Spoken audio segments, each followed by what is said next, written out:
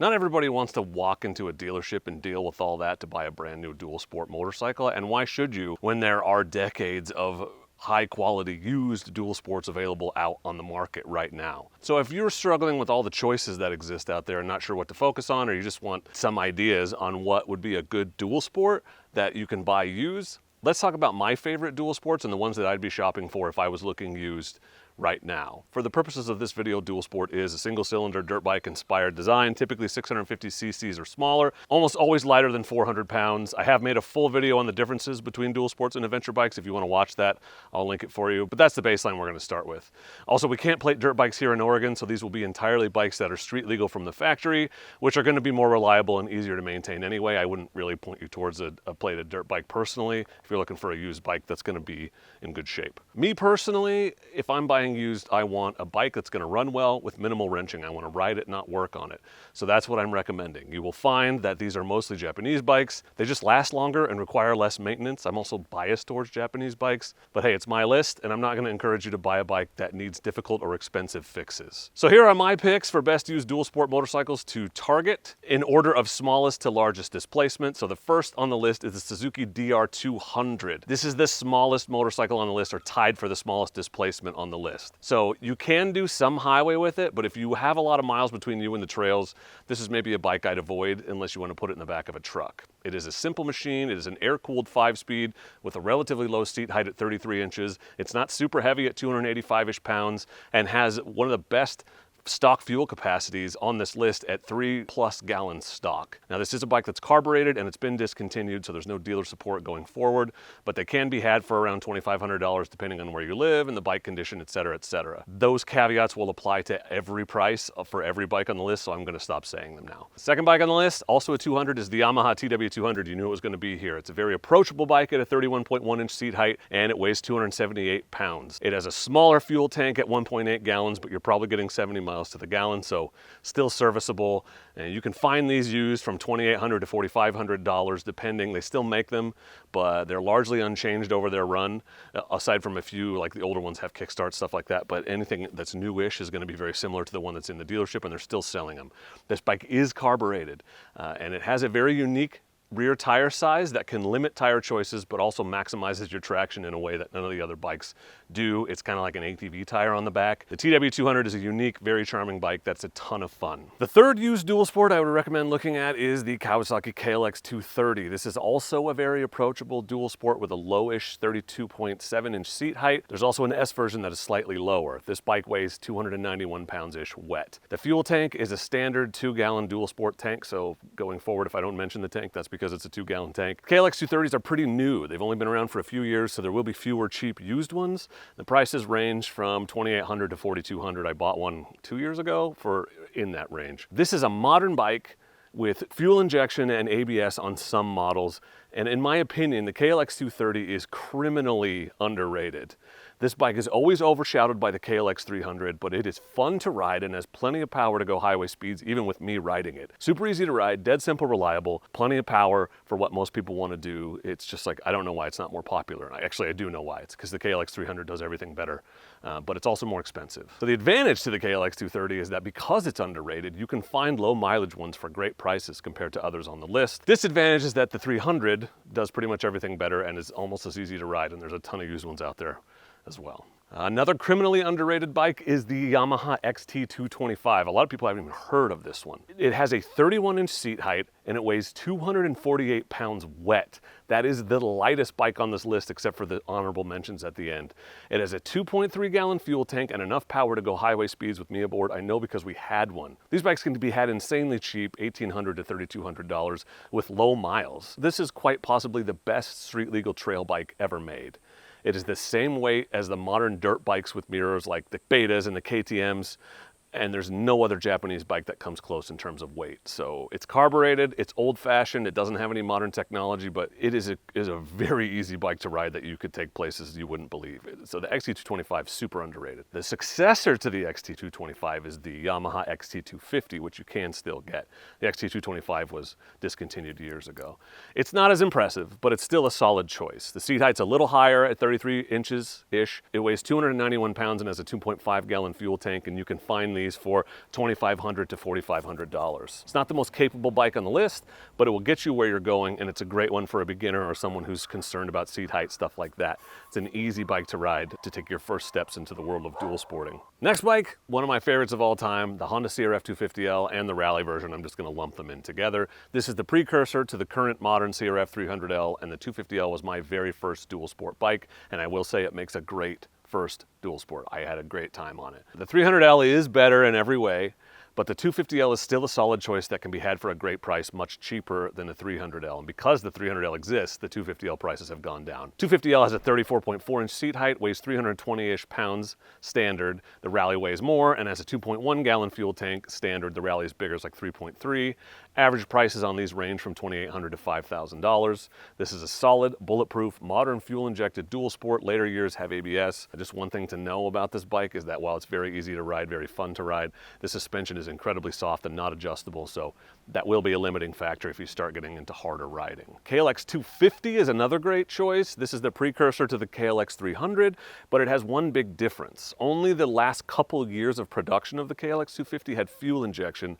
Everything before that was carbureted. The KLX 250 has a 35-inch seat height, weighs 304 pounds, has a 2-gallon fuel tank, and can be had for $2,500 to $4,500, depending on where you live and all of that. It's another rock-solid, reliable old dual sport. Just like the Honda 250L, the KLX 300 is better than the 250 in every way, just not as cheap. But if you're looking for a bargain, those 250s can really be had for a steal compared to the newer bikes. Another bike I really love that I'm sad they discontinued is the Yamaha WR250R. This one's a little different than the other 250s. It has a 36.6-inch seat height, weighs 295 pounds, and can be had for $3,800 to $6,500. They discontinued this bike in 2020. Nobody really knows why. It's a great bike. It's fuel injected, very capable, great suspension. I will say though, it's not for beginners or short people. This bike is uniquely capable for a 250, but it is very tall and has a super revvy engine character where it makes more power at the high end rather than the low end grunt, super dependable, super predictable power delivery of every other single-cylinder dual sport on this list, pretty much. The WR250R offers rock-solid reliability and unmatched performance. It was easily the best 250 dual sport that existed. It has great stock suspension, and it's a great bike overall that'll get you places you wouldn't believe, but it's definitely not as easy to ride as the other 250s. Moving on to the 300s, we have the Kawasaki KLX 300, which is a fantastic bike, particularly if you can find one used. This has a 35-inch seat height, weighs 302 pounds wet, and can be had for $4,200 to $5,800. These are very popular though, so often you'll see new ones for about the same price, and you kind of have to decide if you're really saving enough with used, maybe you get a bunch of Farkles, but look at the new ones too, is what I'm saying, because you may find a deal that you just can't pass up. The KLX 300 has adjustable suspension, which makes it stand out from the 300L. It's also lighter than that bike. The KLX 300 and the 300L are the modern standard for small Japanese dual sports. I have nothing bad to say about the KLX 300. It's a great bike if you can get one for a good price. And I will say that that jump from 250 to 300 cc's absolutely makes a difference at highway speeds for both the KLX and the CRF 300s. Speaking of the CRF 300s, the CRF 300L and the Rally. The CRF 300L has a seat height of 34.7 inches, weighs 309 pounds. The Rally weighs more, and has a 2.1 gallon fuel tank. Shocker. It's a great bike with great aftermarket, just newer, so the prices aren't as low, and the suspension is not adjustable, unlike the KLX where it is. It's an adequate bike, but it's not really impressive. It'll do anything you want. It's just not like the super awesomest, best, most capable bike ever. It's heavier, so you're gonna fight it some, but it's a solid choice, and I would recommend it to anyone. Like the KLX 300, the CRF 300L is better than the 250L in every way. There's no reason to pick a 250L over a 300L other than price, in my opinion. Next up, the bike that's behind me, and you knew it was going to be on the list, but the Suzuki DRZ 400S. This one's a little taller with a 36.8-inch seat height. It weighs 317 to 320 pounds, has a 2.6 gallon fuel tank, and you can get these anywhere from $2,500 or less up to $6,000-ish. The DRZ might be the sweet spot on this list in terms of capability for the money, because the design was unchanged for 20 plus years. So the mileage on a bike like this is more important than the model year, although some things do matter. A 2000 is going to need new seals and new fluids if that stuff hasn't been replaced, where a 2020 is not going to need that. The bikes are the same. There's no reason to pick one model year over the other. Find the one that's in the best shape with the lowest miles. There are a ton of DRZ 400Ss on the market because they've been around so long. They're very easy to find. I routinely see them for $3,000, $3,500, all the way up to $7,000. There is a massive aftermarket for this bike because it was around so long and it's so beloved, and there's a massive knowledge base online. So if you have issues, you need advice, there are tens of thousands of people who have owned and loved DRZs, and it's very easy to tap into that community and get answers when you need them. There is a 5-speed transmission, which people complain about a lot. I will say it's not a great all-day highway choice, but nothing to this point that I've mentioned really is. It's fine. It's totally fine. I think the 5th gear to 6th gear thing is really overblown. It is a concern, but it's not a deal breaker the way people make it out to be, personally. Important to know that this bike is very tall and very torquey, so it's not really something I would recommend for a beginner. It has a good, adequate, honestly kind of impressive for what it is, stock suspension that is adjustable, and it is one of my favorite bikes of all time. You can see proof of it right behind me, because this is my 2020 that I sold, has gone through 2 owners, and I bought it back because I loved it and missed it that much. The only bike I've ever done that with. The DRZ 4S is not on this list because it's so new, there are almost no used ones out there, but if you find one for a decent price that's used, you should definitely buy it. It's a great bike. Moving on to the Suzuki DR650. The DR650 has a 34.8-inch seat height, weighs 366 pounds, has a 3.4-gallon fuel tank, and can be had in a wide range of prices. I saw one for $1,600 this morning, but it was at $94. They are ranging anywhere roughly on average from $2,800 to $5,800. There's a lot of similarities between the DRZ and the DR650. The DR650 has been around forever unchanged as well. It has also proven bulletproof, reliable, and has a massive aftermarket and knowledge base. Just go on ProCycle's website. They've got big bore kits and just everything you could possibly imagine for that bike. There are tons of well-equipped ones out there used, but just know going in that the DR650 has zero modern technology. Even the speedometer looks like it came out of an old farm tractor. It's also carbureted, so is the DRZ, if that matters to you. And it does matter to me, although it's not a deal breaker personally. Speaking of carbed 650cc bikes, there's the Honda XR650L. It has a 37-inch seat height, so very tall.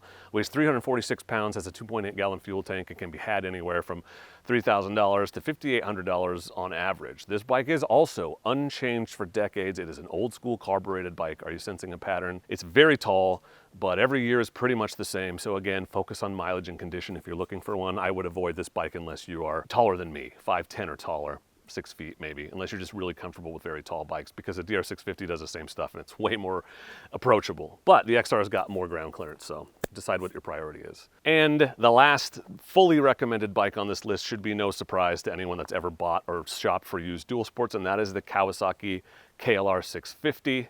It is the heaviest bike on this list by far because it really straddles the line between dual sport and ADV bike. So there are 3 generations of the KLR. The first generation, Gen 1, existed. It was manufactured from 1987 to 2007. So long run on that one. It had a 35-inch seat height, weighed 398 to 416 pounds, 6.1-gallon fuel tank. You haven't heard that before on this list, and you can buy these used for anywhere from $1,800 to $3,200, but there are a ton of them out there because these bikes last forever. You will find way more Gen 1 KLRs still running and viable, worth purchasing than you would expect.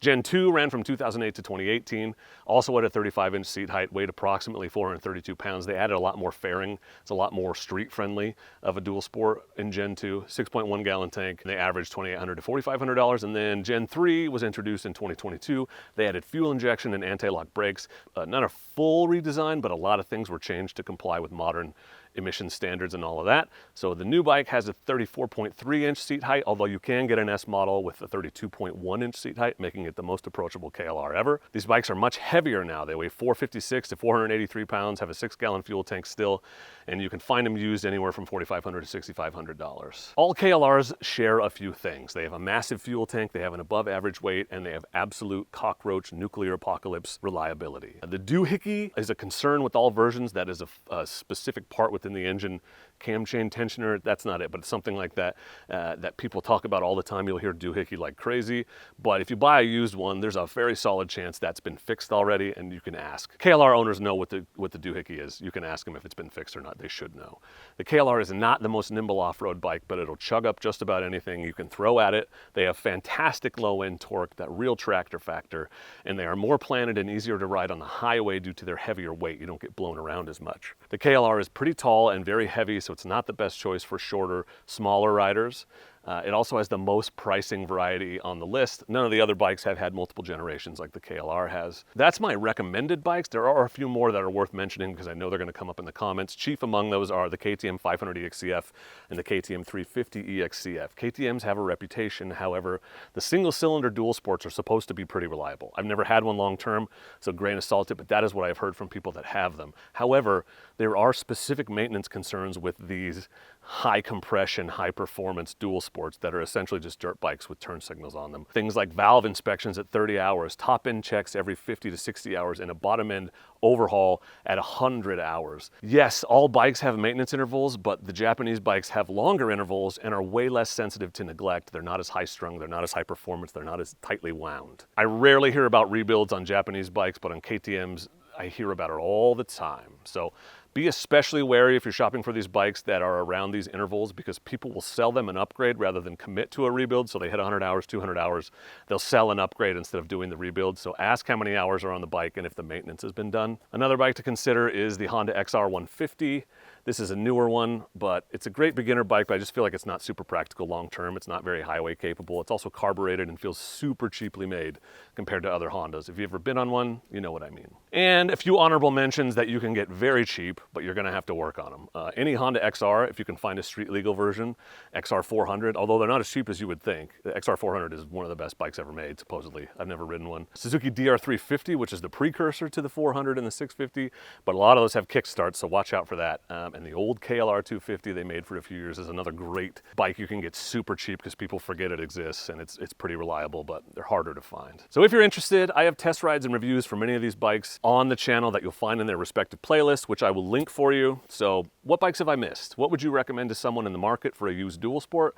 Drop those recommendations in the comments below, and don't forget about this month's giveaway of a pair of Motion Factory Racing foot pegs. To enter, all you have to do is join the Dork in the Road mailing list. That is free and gets you entered to every monthly drawing, or use my affiliate link to make any purchase from Rocky Mountain ATV in the month of August. Every transaction equals one entry into the monthly giveaway, and that goes on forever. So anytime you shop there, you're entering into whatever the giveaway is for that month. Thank you for watching. I appreciate you, and please do not forget to be excellent to each other.